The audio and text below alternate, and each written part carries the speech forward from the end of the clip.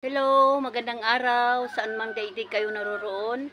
Good morning, good evening, good afternoon. Ayan. Ngayon, ipapakita ko naman sa inyo ang aking sitaw at saka okra.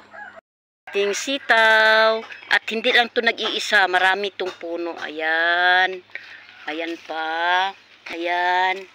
Pero, ang papayat nila, kasi nga, maraming damo tumutubo. Ayan. Akala ko nga hindi na ito mabubuhay. Kasi isang buwan din akong nawala. Nag-uwi ako sa aming lugar. Ayan, okra. Sitaw.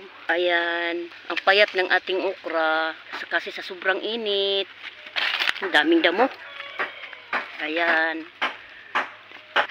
Tingnan nyo. Kung mapansin nyo sobrang init, tingnan nyo ang dahon. Kawawa naman.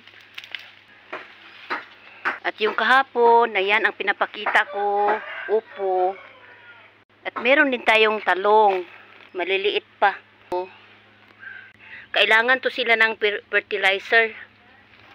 Ayun. Thank you for watching. Bye!